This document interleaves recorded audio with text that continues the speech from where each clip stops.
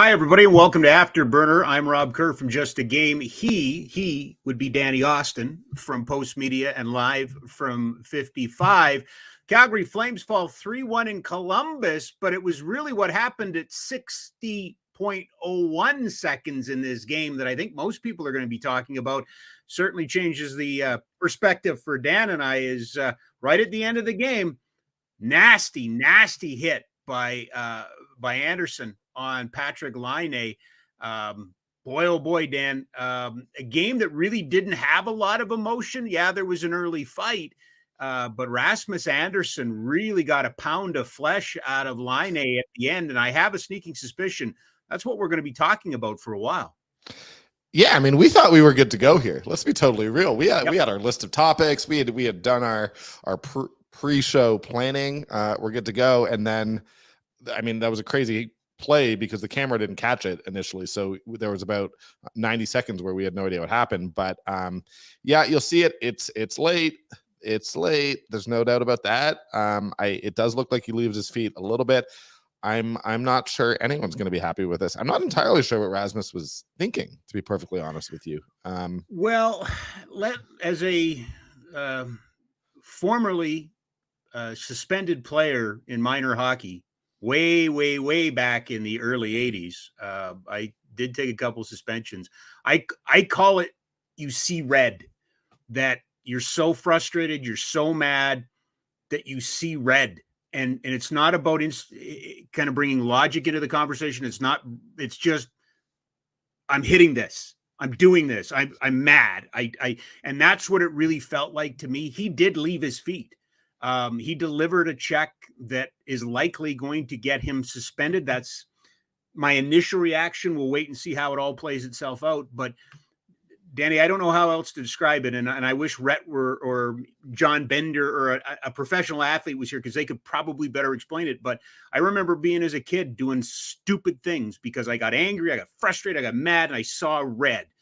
And that's the only explanation I can give for what happened at the end as Laine got laid out by Rasmus Anderson, who can play with an edge. There's no doubt about it.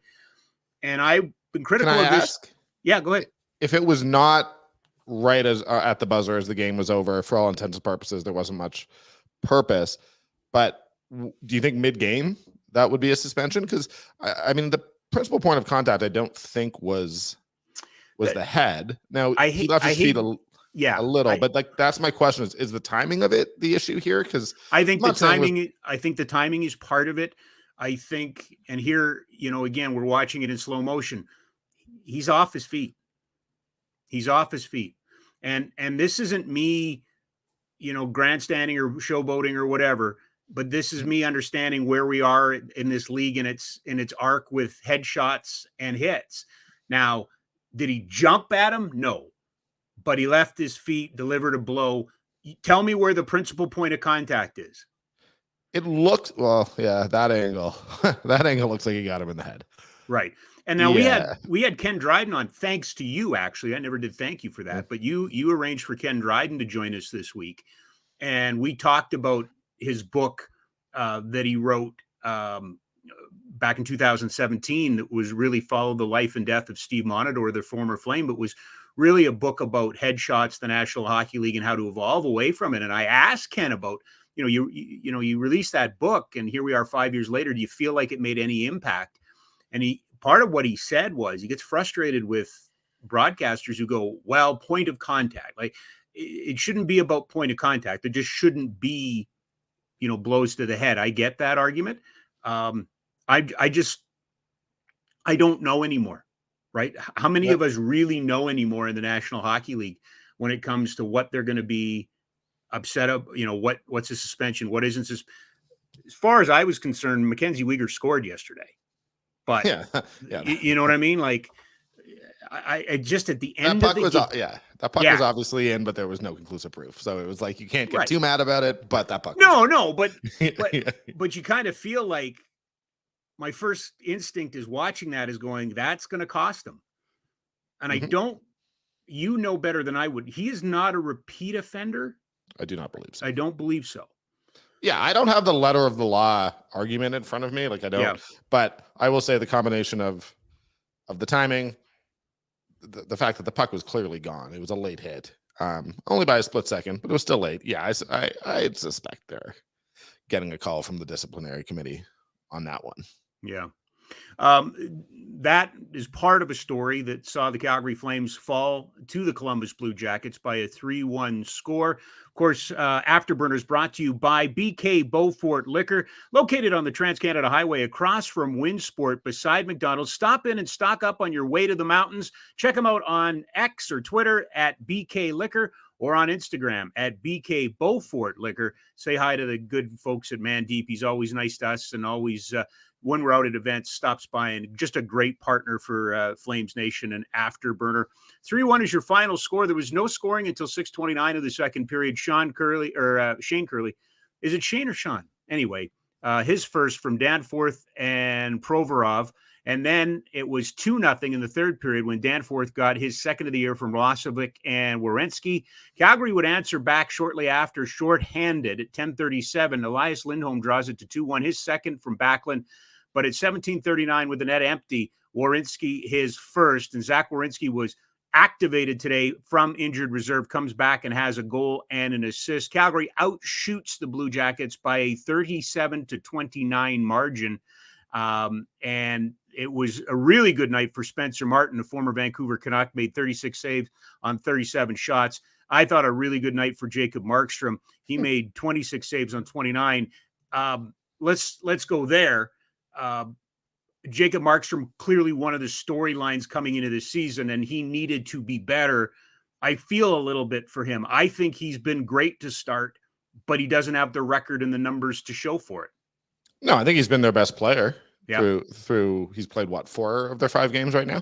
Yeah. And I certainly thought he was their best player tonight. Now, I think that the Flames, we're seeing this whole switch to zone defense has not been seamless. Nope.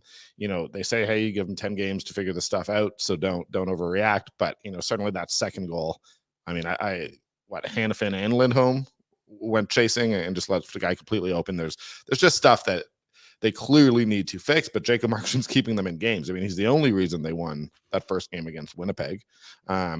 He was pretty good for the first 2 periods against Pittsburgh. I think we had all these big questions going into the season, about Huberdeau, about Markstrom, about Kadri. I think that he's the only one who's definitively given me an answer where I'm looking at Jacob Markstrom and saying, okay, that piece is back. He's playing at the level that you need him to. And now it's for everyone else to rise up. But you know what? We know what segments we're doing here, so we're not going to talk too much. But I mean, what a save on Fantilli there in the second period. Well, no, we can get to it right now. Let's go to the highlight of the night, brought to you by Betway. Get the Betway app on your phone. Bet the responsible way with Betway. Our play of the night comes in the second period. And Danny, you mentioned it again, Flames caught pinching, and just the read on this is incredible. It's unbelievable. It's that's one of the highlights we're going to be seeing all season. I mean, the way he sprawls out, gets his glove there, he seems to read the puck absolutely perfectly.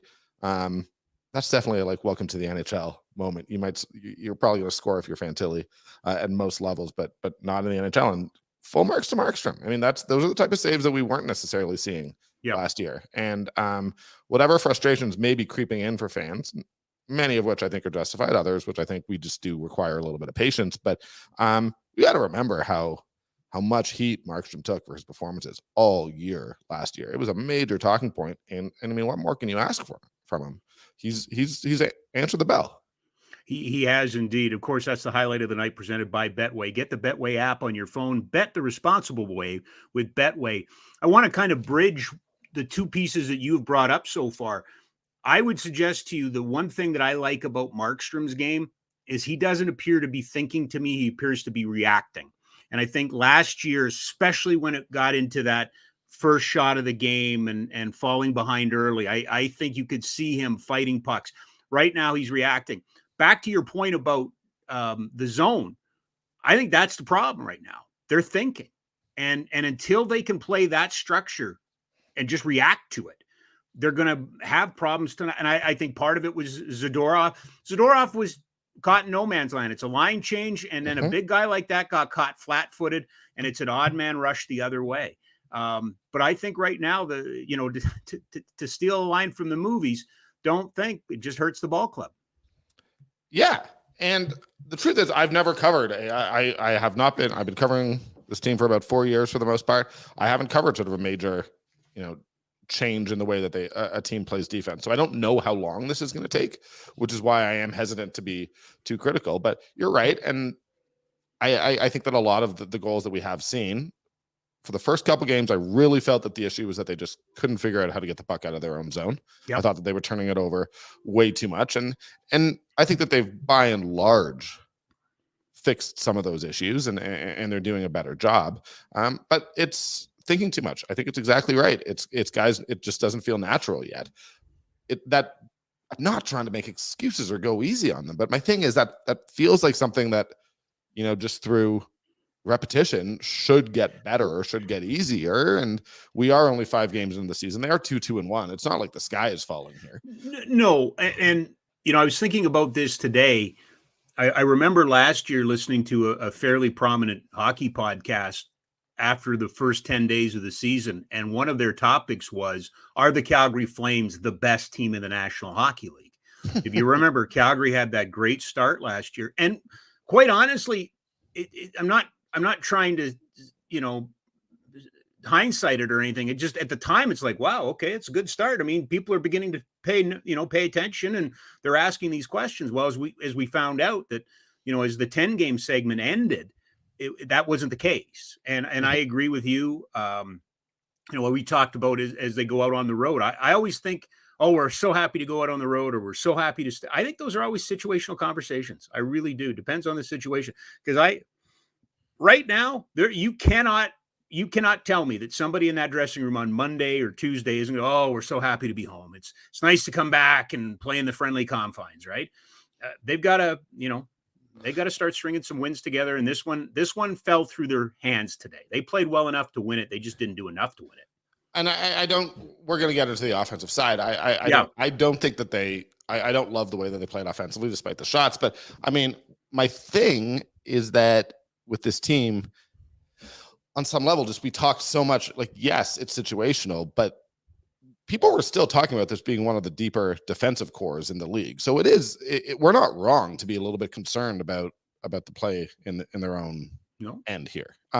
This is supposed to be, if nothing else, an elite group. Now, I look at this road trip so far, and they've taken 3 points from 4 games. Am I right about that? Regular. No, they've 3 points in 4 games. Yes. Yeah. Yes, 3 points. Daryl always used to say that if you come back from a road trip and you took as many points as there were games, you're happy. So win on Sunday, and by Daryl Sutter's calculation, this is a pretty decent road trip, all things considered. Yeah, but and you mentioned the offense, and let's go there for a second, because the offense is baffling to me a little bit. They win against Winnipeg in a game which they're almost outshot 2-1. And maybe the most impressive thing in that game, outside of the play of Markstrom, was their ability to score right away. Mm-hmm. Winnipeg would tie it, they scored and went ahead. Winnipeg would tie it, they scored and went ahead. We saw a little bit of that in Buffalo last night. But tonight, Washington, it looked a little bit like last year's team that was always chopping wood, right? Man, They got a lot of shots on goal. Yes, they did. But what do they have to show for it? And I made the comment to you off the air, and I don't want to get too deep into it because I don't even think it's real, but the impression I had was spent way too much time moving the puck east to west offensively and not north-south tonight. Way too much overpassing. Yeah, and I didn't think that they were creating traffic at all either.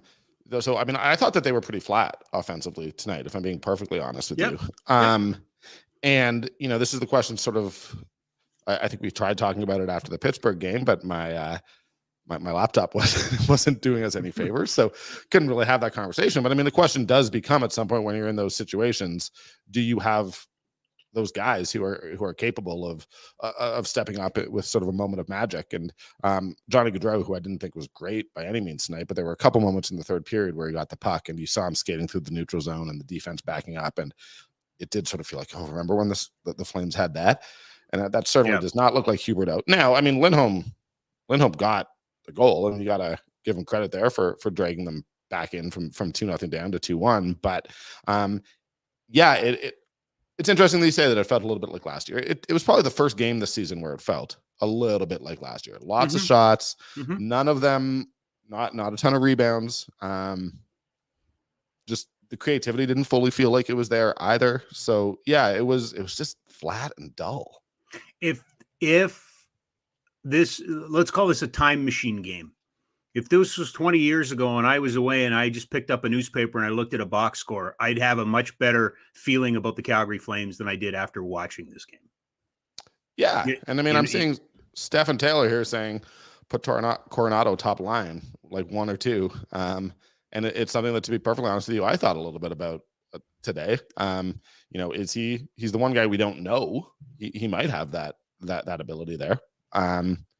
But I didn't see. I mean, I know people are going to beat up on Kadri. I think we're getting to the point 5 games into the season, and I don't think people are very happy with the way that he's producing. But you do want to see more from him, and he's a guy who in training camp I certainly thought was there. I think Lindholm, there can't be any complaints about the way he's been playing so far. no. Hubert is getting points, but you never feel like he's taken over games. Nope. And I do wonder if that's just going to continue being a story. Is the really elite offensive talent there? Wendy's is letting you win real food with your fantasy teams this year and their daily face-off. For those of you who smoke the competition, Wendy's is rewarding you with weekly prizes that have you savoring the true taste of victory. But if your fantasy team doesn't deliver you a W, get the new Wendy's barbecue bacon cheeseburger delivered to your door instead, so you don't have to show anyone your very real tears.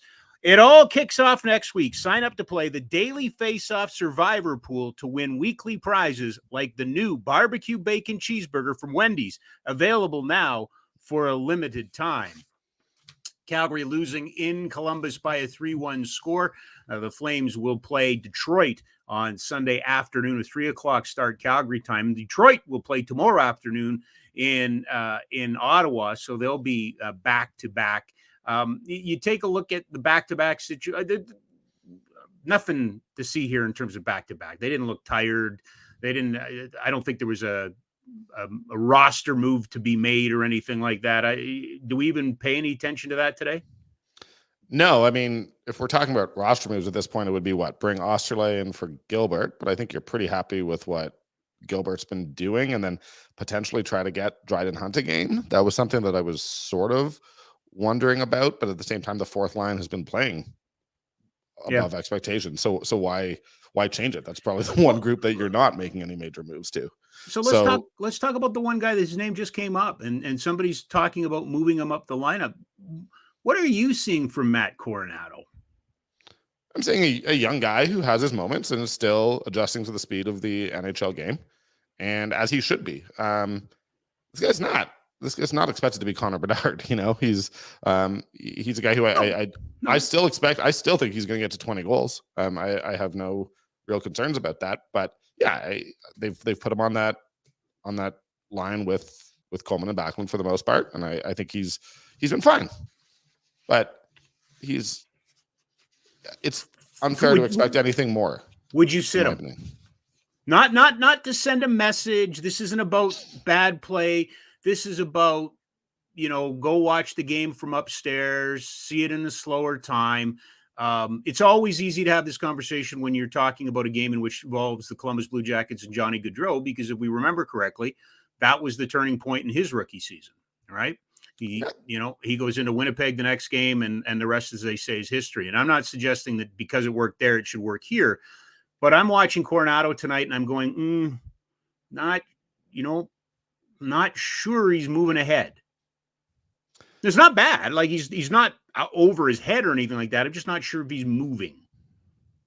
Yeah, I think that's an interesting point. I would not sit him, and I also think it's sort of antithetical to sort of everything we've heard from Conroy and Huska about how they want young players to be treated. They want guys to understand that they can make mistakes. They can have a bad game. You don't. Yeah. I'm a big believer from my semi-past life, semi-current life as a football reporter that Dave Dickinson would always say he didn't want players thinking they needed to be perfect. And I think that you want to give Coronado a wide berth to sort of make mistakes and figure out the game and make those adjustments on his own. But yeah, I would not. That's the reality. And I think that when other players in the lineup are also underperforming, I don't. That's something that really bothered me about Daryl. Was I felt like his veterans were allowed to go weeks without doing anything, but if a young guy had one bad play, they were in the press box for in perpetuity. But So yeah. but understand, my suggestion was not based on punishment. Mine was based on, I just wonder if going up there and watching one and bringing them right back in, like not like you parked there. Whoever comes in would have to, score 19 goals to stay in the lineup, sort of thing. Would tonight have been the one that you did it? Potentially, like second night of a back-to-back on the road, his first long NHL road trip. This might have been the game to do it. This might have been the game to do it, just because, I'm a big believer, and I know it's so hard now in this cap era. I love the 23-man roster. I love the chess that you can play with it. And I was, when we were more consistent about the size of the roster and have those extra pieces, I was always a second night, put a couple of guys in with fresh legs. Just, I never think that's a bad. Would it win you a Stanley Cup? I doubt it. It's just how my mind was wired. That, I Dryden Hutt's the perfect example. Like, but again, to your point, the fourth, I thought what Ryan Huska said today was really interesting, that they've created an identity for themselves. When's the last time you could say that about a fourth line here?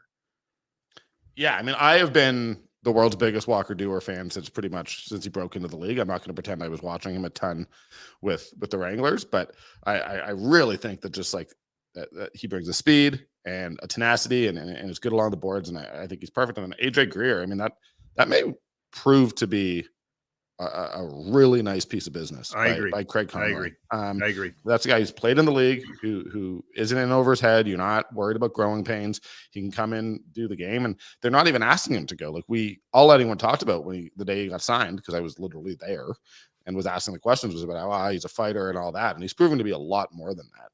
And I love that. And to be perfectly honest with you, I do think we've seen. I didn't see a ton out of Sharon Govich today, but it was certainly a talking point out of last night's game that Sharon Govich sort of had his best game in a Flames uniform. And, start there. You need more from your big name star players. You need more from the guys who you're paying millions to. But hey, you got that much sorted out. I don't think that's a bad thing. All right. Well, you're going to take me there. I'm going to go there. Time now for Hungry for More, brought to you by DoorDash. With restaurants, groceries, pharmacies, bakeries, flower shops, and more, DoorDash really has everything you need. Ordering is easy. Just open the DoorDash app, choose what you want from where you want, and your items will be left safely outside your door with our default contactless delivery setting. For a limited time, our listeners can get 25% off and zero delivery fees on their first order of $15 or more when you download the DoorDash app and enter the code NATION25, all one word, NATION25. That's 25% off up to a $10 value and zero delivery fees on your first order when you download the DoorDash app in the App Store and enter the code NATION25. Don't forget that code NATION25 for 25% off your first order with DoorDash. Offer valid in Canada, subject to change. Terms apply.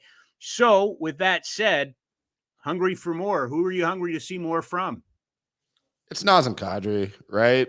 It has to be. I don't want to bully the guy or beat up on the guy, but it just hasn't happened. And as I said, like during training camp, during preseason, I really, I would have put, if I was a betting man, my money on him coming out of the gate firing, because I liked the energy he was bringing. I thought he had that little chip on his shoulder. There was a lot that I liked from Kadri. Now, I liked, I'm seeing a couple people in the chat talking about, hey, good to see him fight.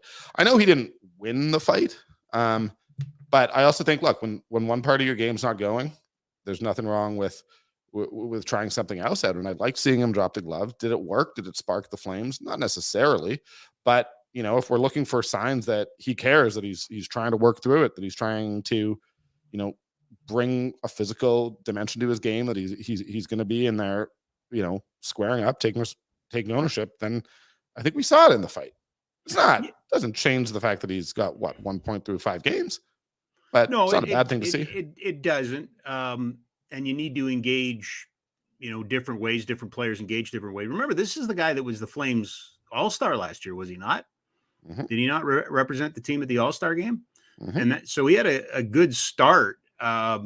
We were talking a little bit off the air. Yeah, he's 33, but again, part of what we're learning here, Danny, and we knew this, I think we all knew this, this wasn't 100% on the coach last year. That this was a team that had some division, and this, needs to find its way. Now, your points are valid. It's 5 games into the season. You don't throw the baby out with the bathwater, all those sort of things. I get that. But there needs, you got a leadership group now. You got a captain now. This is when you start holding these guys accountable now. That's what has to happen.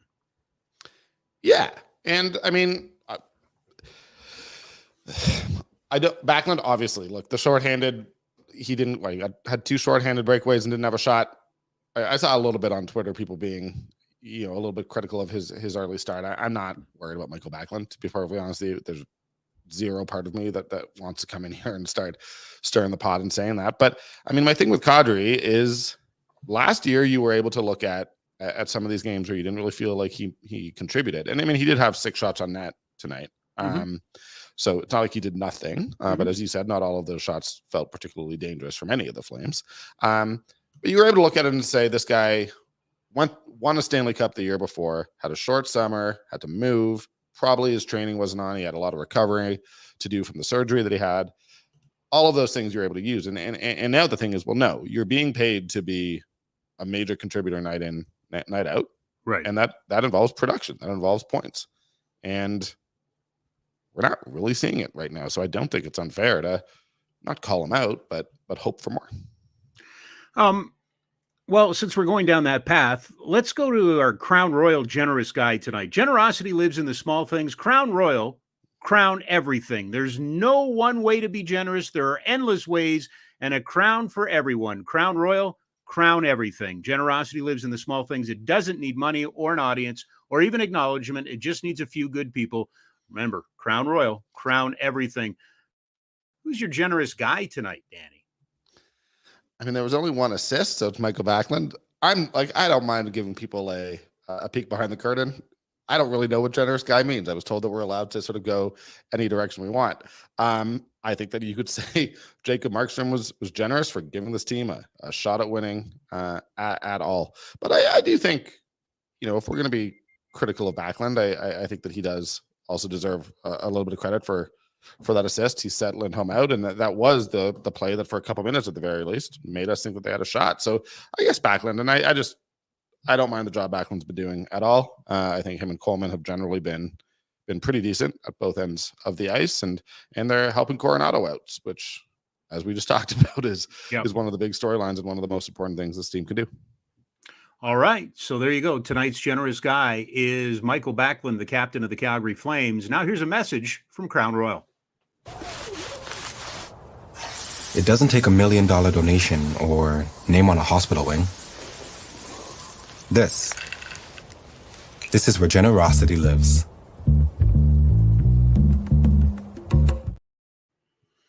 This afternoon on Just a Game, we had a chance to talk to Aaron Portzline from The Athletic. This Columbus team that, we watched tonight, in the middle of a rebuild, kind of in a rebuild, sort of in a rebuild. They get Adam Fantilli. They were in the Bedard sweepstakes. They get Fantilli. They brought in Goudreau last year, kind of a little bit out of the blue. They have Patrick Laine still remaining from the trade with Winnipeg. Dubois left. He's gone to Los Angeles. They're just, I just don't quite know what to make of them. Jake Bean's there. They got is Jake Bean a young defenseman? I think he's still a young defenseman. Zach Werenski's a very good defenseman. It was Spencer Martin tonight. Should have been probably Elvis, but it didn't happen that way. What's your assessment? What's your sense of where this Columbus Blue Jackets organization is? I think they're slowly on the rise. That's my best answer there. Well, I mean, the interesting is I think that they do have some good young pieces that I really, really like. It's why despite everything else, it's why I thought Johnny Gaudreau was, if you're the Columbus Blue Jackets, of course, you go and sign Johnny Gaudreau, but I thought it might have been a little bit of an awkward fit just in terms of his time and where they probably were in their development process. But I look at Jake Bean. I obviously look at Fantilli. I think that there are pieces that you can build around here. I think there are a lot of good teams in that conference, and progress is going to be slow, to be perfectly honest with you. But they're just sort of in that mushy middle and probably the lower mushy middle. And that's not a great place to be. And to be perfectly honest with you, a year or two of more of top 10 picks. I don't know if they have all their picks. I don't have that in front of me. So I apologize if I'm completely wrong. But I don't think that would be the worst thing, to be perfectly honest with you. I think this takes time. I mean, I look at a team like Ottawa. When you're building around young players, you need to be patient. Yeah, you do. They've got, Kent Johnson, who they really like, and, he played tonight. Fantilli played tonight. Outside of the save from Markstrom, I didn't see a lot from Fantilli, but he's 19 years old, right? It will come. The question mark I have is goaltending. And I asked Aaron about this today. Is there a stud coming or a prospect? There doesn't appear to be. Now, that's not to say they can't go into free agency and get one. But there is pieces here. There's no doubt there are pieces here. I'm just very curious about what Pascal Vincent can achieve, right? Not brought in to be the head coach, kind of thrown in right into the breach. They were still hiring an assistant coach during training camp. That you and I both know how much coaches like to plan and be prepared and things like that. And this is not that. I'm really kind of curious to see where they come out the other side with Pascal Vincent as their coach. If he's the guy they eventually, I guess they have, but does he keep the keys? Does he get to bring this thing to fruition? And I mean, that's the question. What constitutes success for him in terms of the standings this year, right? I mean, this is as you said, this is a tough spot for any coach right now. And with the mess that did happen in preseason, at some point you just want to kind of come in. It's a little bit like when Jeff Ward took over. There was all this talk about positive vibes and all that, but with the Bill Peters situation, it was just good to have someone who steadied the ship a little bit for a little while there. And I don't think that they're very different situations, but I don't think they're altogether dissimilar. Right. But again, I look, someone asked me, I look at that Eastern Conference, and moving up is not going to be easy. If you're any non-playoff team from last year trying to knock a playoff team out, I mean, who? There's just so many good teams there.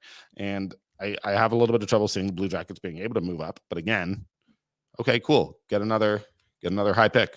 Continue that long-term development. And that's why a coach that can deal with young players might be the most important thing. Yeah, and I think you're right. They're in a cycle, and it's a low cycle right now. And so you collect your draft picks, you give your kids an opportunity to play, and you develop. It's again, stealing from his line today. If he had to write a book about the Columbus Blue Jackets, I think the title he said was going to be "Never Good but Never Boring," right? There's always something going on there. Calgary with a 3-1 loss on the road in Columbus tonight. They're back in action on Sunday afternoon when they take on the Detroit Red Wings, who are much better this year than previous years.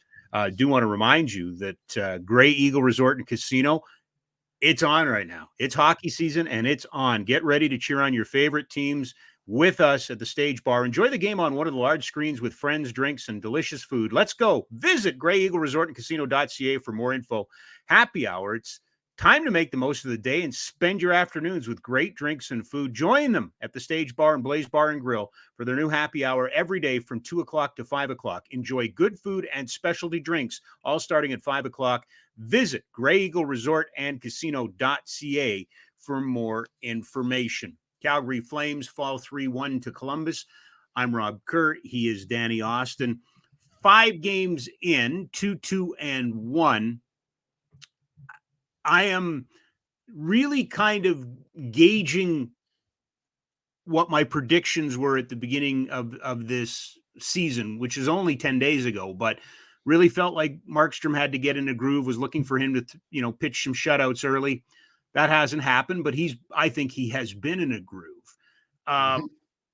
one of the things that I said, Danny, is that I really felt like this team needs to play with some snot. Like they can't be easy to play against. They got to be, get their pound of flesh and everything. At the end of this game, and we started off with this, at the end of the game tonight, we saw Rasmus Anderson take a very healthy run at Patrick Laine. I think he's going to hear from the NHL. I keep checking the game sheet, and there's nothing on the game sheet. But that doesn't necessarily mean anything either. Is this team difficult to play against right now? Not difficult. I don't think physically they're particularly difficult to play against. And I hate being this guy because I want to come in with hot takes. But I really do believe that patience is going to be necessary with them. And I'm a reporter, but I will say that I've done a couple 10 to 12 day road trips, and you get tired. I know that they're professional athletes. They were on a back to back. Even me as a reporter who isn't having to skate around the ice at full speed for 25 minutes every second night. You're ready to get home by the end. So this one might be one of those games that I think that the Flames coaches may say, all right, it wasn't our best, but we toss it away and move on. Let's win this one in Detroit, go home on a winning note. We got 5 points from 5 games. That's not so bad. Let's get back to Calgary and start doing the job there. But no, I mean, I don't think I'm not going to that Rasmus Anderson hit, whether or not he gets suspended. I didn't like it. I can say just like on a personal note, it was late. It was at the end of the game. I don't think it was necessary. It's a game you're losing, throwing a big hit like that on open ice. I don't know if it hit his head or not, but you said, I mean, one way or another, I don't like that hit. That's not what we're talking about when we say, be hard again. No, physical. That's a different era. Yeah, that's a completely different era. But no, I don't think they're hard to play against just yet. Not just yet. Part of that comes from an observation I made last night. That Buffalo team is big. Like they've got some big players, but they don't play big. Like Buffalo wants to skill you, right? They got really good skill and things like that. Tage Thompson is a handful, but it doesn't look like he's going to run you over. Doesn't look like he's going to, grease you behind the net sort of thing. I'm beginning to feel like maybe a comment that I've made is kind of out of step.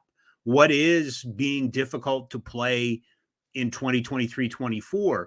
We were talking off the air. Are they quick? Are they fast enough? I think there's a difference between quick enough and fast enough.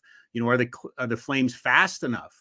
I don't think anybody's going to write into this, or text into this show and go, they're one of the fastest teams in the league.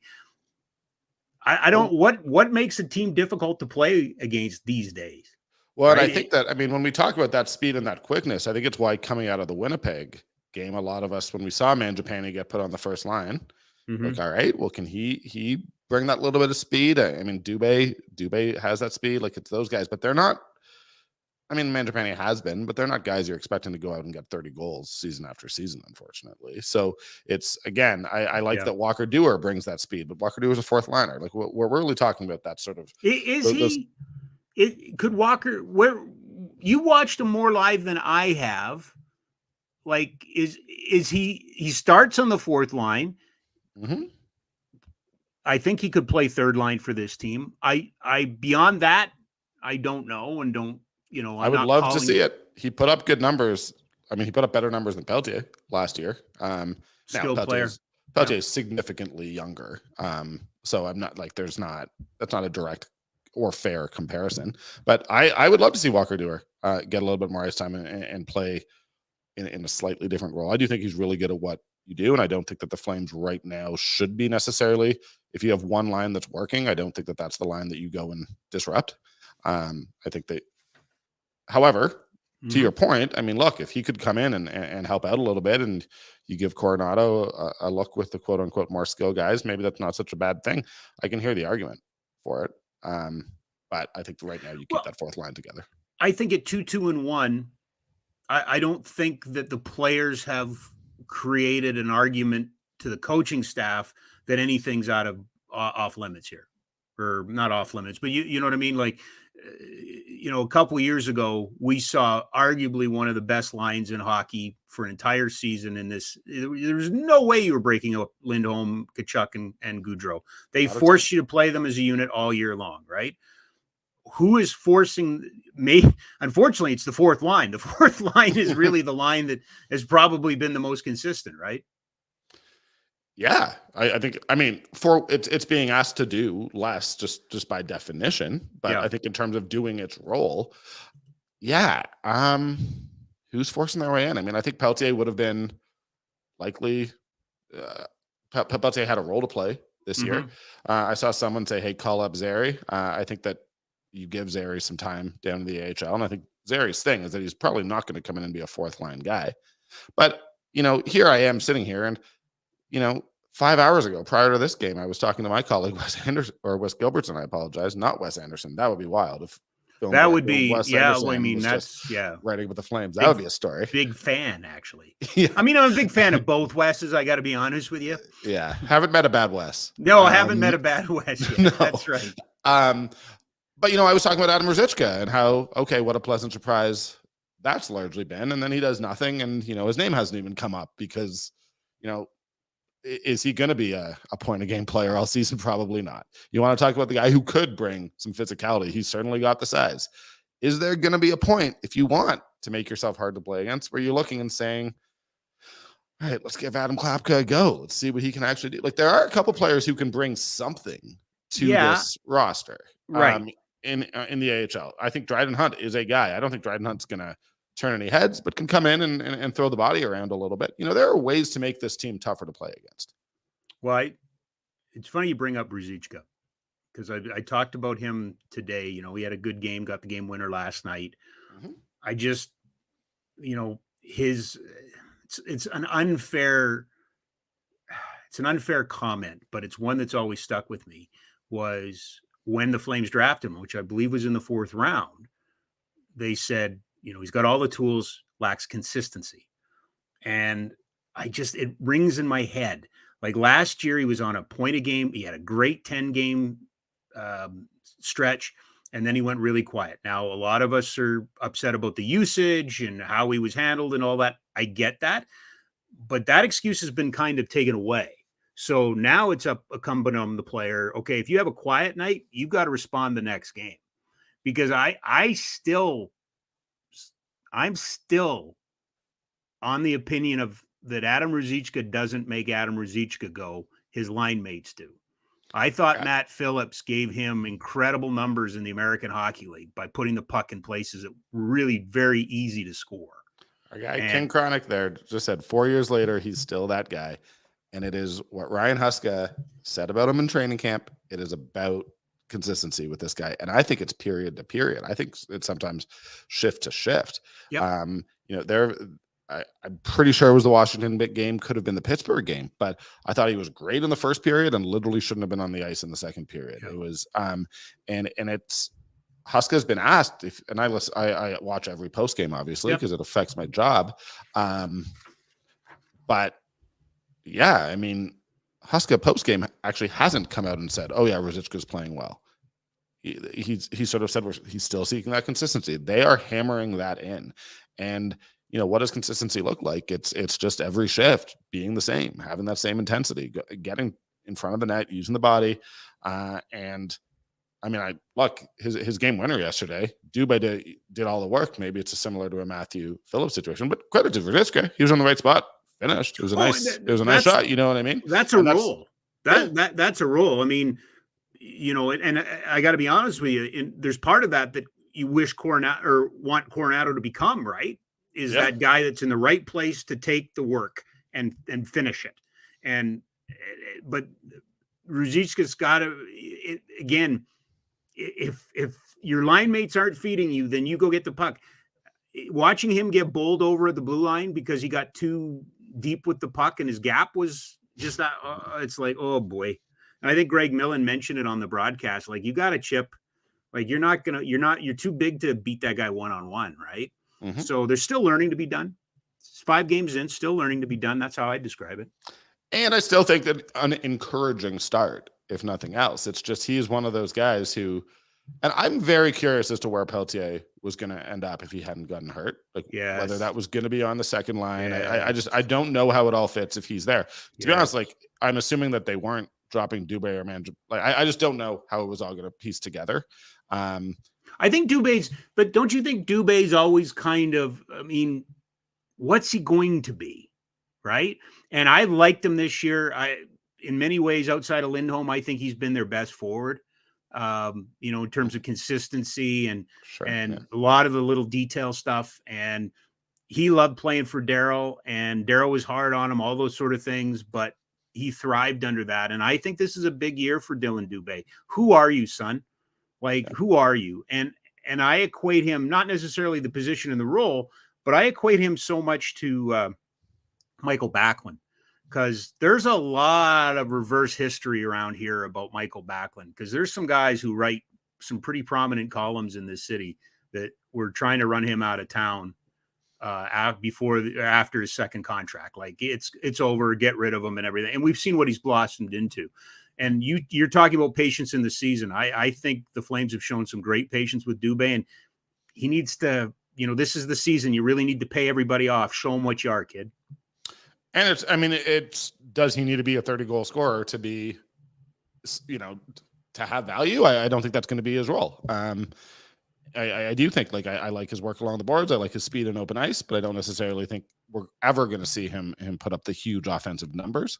So I think that he has to be evaluated in those terms. And I agree with you. And I think that he took a big step last year, and I was anticipating the big step this year.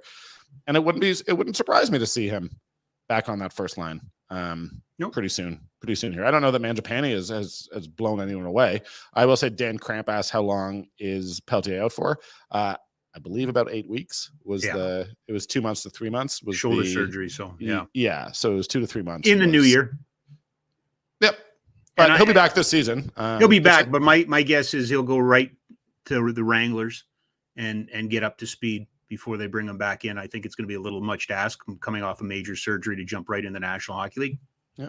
So do they? So this, I like having this chat. My podcast, I don't do live, so it's actually kind of fun for me to get to respond to people. I mean, problem is we need Dubé to be a 30-goal guy. Penguin P says, and my question is, if Coronado becomes a 30-goal guy in the next year or two, do you need long term for Dubé to really be that guy?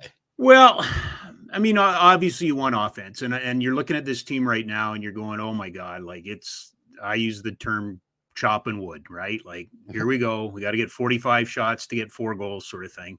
I'm not going to put a cap on Dubé. I think he can get 20 in this league if he gets. He needs a Sean Donovan like hot streak. I'm sorry, I'm old, but he needs one of those hot streaks where did that come from? And all of a sudden, wait a minute, we saw a little bit of this again. If you don't mind me going back a couple of generations of players, but we kind of saw this with Curtis Glencross and Rennie Bork. Like, who and what are Curtis Glencross? Well, all of a sudden, Curtis Glencross started scoring goals and gets to 20, and Rennie Bork now starts putting games together where he got goals. And, this will bring up the old David Moss question. Are you a 20-goal scorer? Did you score 20 goals? There's a difference. And I think to Spicy P or whoever the Penguin was. Penguin P. Okay. Mm-hmm. If he can become a consistent 20-goal scorer, if he can get you 20, 25 a couple years in a row, there you go. Yeah. And that's a best case scenario, right? I'd love to see it. My thing is that I think that Dubé, and this isn't just about, I think he's doing everything you could ask of him right now without scoring 20 goals. I think he has been one of the development successes of this organization in recent years. So it's like, I think that if he's a solid third line player who does the little things in the corner, who can play great defense, I think that's a perfectly reasonable expectation, and you're happy to have that player in your lineup.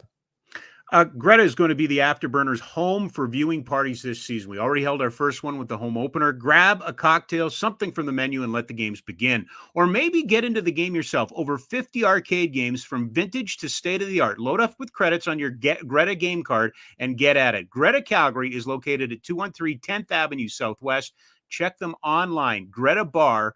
Rob Kerr, Danny Austin with you. The Calgary Flames fall 3-1 to the Columbus Blue Jackets tonight. They're now 2-2-1, 5 games through the season.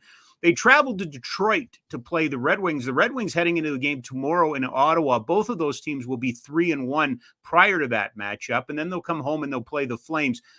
Do you have a sense, an intrigue, a question, a thought, anything on Detroit?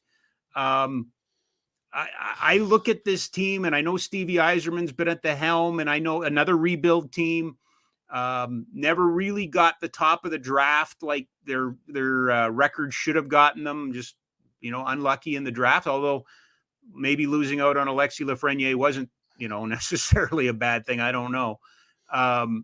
But is Detroit a team at all that has your attention? Yeah, to be honest. I like the way that, honestly, I'm a Dylan Larkin guy. Oh, okay. I quite like him as a player. Yeah. And I like the way that they've slowly started adding sort of veterans with experience into this group. And no, they didn't get a Connor McDavid. They didn't get sort of a generational superstar. But they've got depth now, and they have strength in numbers with these young guys. And that was, for that market. I mean, we talk about how you don't want to rebuild in Calgary, you don't want to rebuilding in a Canadian market is hard. Let's not forget that. I mean, Detroit has a relatively new arena recently. That's one of the most important, biggest hockey markets in the world. Yep. And they went through it. And no, they didn't get that guy, but I think that they have a ton of young talent. And then I'm just looking at it now, and you're right. There are not superstars here that jump out at you. But there's a lot of guys in their mid to young, early 20s. And look, 3-1. They've had a decent start. I think they're one of those teams that could be pushing. It's hilarious looking at the Atlantic Division right now, and it's so early, but somehow Boston's still leading the way. But those teams, those Ottawas, those Detroits, that they were the teams that I was referring to. Like, are you going to knock out the Panthers or the Lightning or the Leafs or Boston? Well, right now, the Sens and Red Wings are both 3-1, and they're ahead of those teams. It's very early. I'm not saying they'll be able to keep it up, but those are two. The Senators and Red Wings are two teams that I just have big expectations for over the next couple of years. Well, and DeBrincat kind of connects the two, right? He returns to Ottawa tomorrow. He's off to a great start for Detroit. Local guy who wants to be there. I am, part of me is very curious to see how this plays out for Stevie Yzerman. Right? He was in Tampa Bay, and then he leaves to come back to Detroit. Tampa Bay does not fall off. And Detroit, again, the whole thing about rebuilds is they don't follow one single game plan, blueprint, map, or whatever, history or whatever. It seems like it's taken a while for this team to kind of get back up, but there's some size elements there. There's some nastiness elements there. There's some pieces that are, I think they're going to push like, I think they're going to push like Ottawa. The team that I'm watching in that division, quite honestly, is Tampa. And I know they've got the coach, and I know they got the superstars, but without that goalie, it's going to be a tough start to the season. Yeah, I expected a major drop off from Boston, as I think a lot of people did. Yeah. I didn't expect them to win 60 games, but I expect them to be a playoff team, right? So did I. Yeah. And I mean, I just have, because I'm born and spent the first 25 years of my life in downtown Toronto, I just have an incredibly toxic, painful, traumatic relationship with the Leafs, where I just always expect them to be the worst team in the league. So they've hurt me enough that I am no longer a fan. Haven't been for 10 years. But I think the Atlantic is fascinating. And look, I like the Red Wings, and frankly, that arena is the nicest arena I've ever been in. I covered a UFC event there that was absolutely magical. It is what I hope. We heard the Flames. Flames. They like that building a lot. They really it. like that building a lot. I remember walking around the concourse because when you cover the UFC, you're basically in the city for a week. Yep. So they were hosting the Habs, and I went to a game, and as I was walking around this beautiful, enormous concourse, I just walked up to it. There was a statue of Ted Lindsay in the concourse. Yep. And I was just like, this is what I like. You bring the history in. Yep. There's restaurants that you can, you have to have a ticket to go all the way through. It's a perfect arena. I love that market. Detroit, try to just bring something to hockey fandom that few other fan bases do. So I hope they're back. Now, I will be honest with you, the other part, and this is just as a reporter, I was anticipating a lot of Rasmus Andersson content this weekend, given that it was where he was obviously hit by hit by the car bus, and obviously the potential of the suspension means that will be going in a very different direction. And I don't say that lightly or meaning to joke around about it in any way, but it was very much what I expected there to be a lot of talk about this weekend, him going back there. So I've just looked at the updated game sheet. So Rasmus Andersson has been given at the 20-minute mark of the third period, was given a 5-minute elbowing major. Eric Gabranson got a 2-minute roughing, and Jonathan Huberdeau got a 10-minute game misconduct.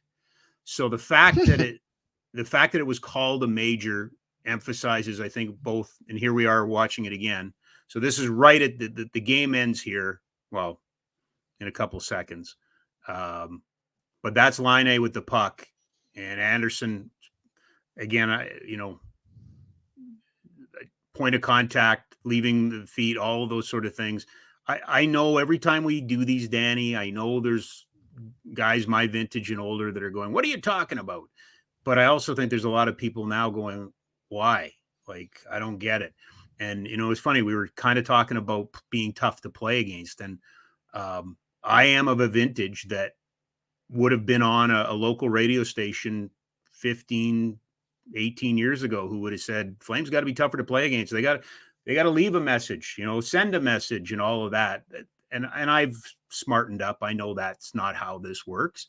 But to your point, this should have been a weekend in which, Rasmus Andersson was able to look back at a bizarre incident that, really impacted his season, yet he still played through it, which was rather amazing. Incredible. But with a 5-minute elbowing major, I have a sneaking suspicion that, we might be talking about something else. So when you see the major, you see the elbowing major, that signals to you, okay, this is going to be that, and combined with the fact that it's at the end of the third period. Yeah. Right. That's where that was my initial reaction. And I mean, I recognize that hits, and a fan rightfully, or someone in the chat rightfully did say, it shouldn't necessarily matter if it's a dirty hit. And that's not what I'm actually suggesting. About the dirty hit. About the time, or? Well, yeah, they were just saying. No, it was, as a matter of fact, the hit actually takes place with 2 or 3 seconds left. Right. Mm-hmm. It's just the play ends, and that's when they assess the penalties. So, but there was no need for that play. And I'm not defending it. I'm not for a second saying it was warranted, but I've said this before, as somebody who's done dumb things in their lives before, who has been, in minor hockey, was suspended for doing a dumb thing. It was because I went red. I don't know how else to describe. I used to not argue, but I used to have this conversation with Pat. Well, it was through the Dennis Weidman incident, really, that, sometimes and we've all had these moments where we just lose control and do stupid things. And I'm not suggesting that's what, I don't know what Rasmus Andersson said afterwards. I don't know what he did, but I look at that and go, that's not him. No. He has edge, but that's not him. Oh, I sympathize fully. There's no one saying Rasmus Andersson is a dirty player, throw him out of the NHL, anything like that. It's just a matter of whether this specific incident. And I too sympathize. When I was 18, I got out of the penalty box and took a run at one of my best friends in the world, Sean Bruce, and got thrown right back in the penalty box. Right. And you agree with the ref? You agree completely. With me? It's kind of seeing red, right? Yeah, and Sean was livid because he said it was knee on knee, and I didn't think for a second it was knee on knee, and then I got off the ice, and my dad yelled at me because it was definitely knee on knee. So I've been guilty of my own mistakes too. Yeah. Who among us hasn't? Yeah, so. Exactly. But I'm always leery about saying definitives when it comes to NHL justice and what is and what isn't going to be looked at. But I have a sneaking suspicion that one will be. A guy that can really help you, and there's no ambiguity here, is Derek Newman of Newman Dean Real Estate Group with CIR Realty. Buying or selling, let Derek do the work for you. Email him at dnewman@cirrealty.ca or give him a call, 403-619-6661, 403-619-6661. Complimentary in-house home staging consultation, low pressure, and he's easy to work with, accountable and available. Whether it's your first home purchase or you've bought and sold several, he will take the time to understand your goals. If you're interested in buying or selling your home in the greater Calgary area, call Derek at 403-619-6661, and he'll make it easy for you. Let Derek put his network to work for you. Wrapping it up here tonight, Rob Kerr along with Danny Austin. And Danny, I guess, for the lack of a better term, I'll give you the final word from your vantage point. A 3-1 setback in Columbus. The team's now 2-2-1, heading into Detroit to round out this 5-game road trip. I still think we're figuring out who these guys are. It's a bit of a me skirting, having to give a hard answer, but I am nowhere near drawing conclusions about this hockey team. I think Jacob Markstrom was terrific. I don't think anyone else really was great tonight. Fourth line was okay. But look, it's early. There are big adjustments happening. You'd like to see over the next 5 games the play in the defensive zone get a little bit better. But this one just sort of feels the only thing we're going to be talking about when it comes to this game for the next 36 hours is going to be the hit, whether there's a suspension. I think most of us understand. We're tail end of a road trip. This is a work in progress. That would be my final say. There are just a couple players we want to see more from, but it's a work in progress. What's coming up on Live from 55? The Stampeders should have kicked off. Should they not have? They are up 10-0. I'm actually writing off that game tonight. Okay. So I will be going to watch that. Up 10-0 on the Lions. Yeah, we're just doing it, man. We're having fun. We're just talking about the CFL. We have a good time with it. That's what it comes down to. It keeps my toes in that world while so that the NHL takes over my world and my life for the next 9 months. So, yeah. And the next episode drops on Monday, right? On Monday morning. Yep. Perfect. So, yeah. And awesome. Yeah, that's it. Thanks, man. Thanks, pal. This was fun. Yeah, this is awesome. Final score from Columbus tonight, 3-1 the Blue Jackets over the Calgary Flames. Just one other game in the National Hockey League, and that saw in overtime the New Jersey Devils knock off the New York Islanders 5-4. Busy Saturday in the NHL tomorrow includes Detroit, who Calgary will play on Sunday in Ottawa. Arizona plays host to Anaheim. Islanders are in Buffalo. Florida plays host to Vancouver. The Capitals travel to Montreal. Tampa Bay Lightning host the Toronto Maple Leafs. The unbeaten Vegas Golden Knights head into Chicago for Connor Bedard's home opener. Dallas hosting Philadelphia. The same Columbus Blue Jackets that won tonight are in Minnesota to take on the Wild. San Jose in Nashville to play the Predators. The Blues play host to the Pittsburgh Penguins. The Carolina Hurricanes in Colorado to play the Avalanche. The Oilers are back home after a 4-1 setback in Philadelphia last night. They'll host the Winnipeg Jets, both teams sporting 1-3 records. The Rangers are in Seattle to play the Kraken, and the Kings at home to the Boston Bruins. One last time through the scoring summary tonight. No goal scoring in the first period. Calgary out shooting Columbus by a 14-11 margin. In the second period, it was Curley opening the scoring at 6:29, his first from Danforth and Provorov. 1-0 Columbus through 40 minutes of play. Calgary out shooting Columbus 11-9 in the second period. Then in the third period, at 8:45 of the third, Danforth, his second of the year from Roslovic and Werenski, 2-0 in favor of Columbus. Calgary would cut the lead to 2-1 at 10:37. Shorthanded Elias Lindholm, his second from Backlund. But then an empty netter from Zach Werenski, his first at 17:39, puts this game away. Shots on goal favoring the Flames in the third period, 12-9. They outshoot Columbus by a 37-29 margin. Power plays, both teams go 0 for 2 with the man advantage in this game. Jacob Markstrom takes the loss.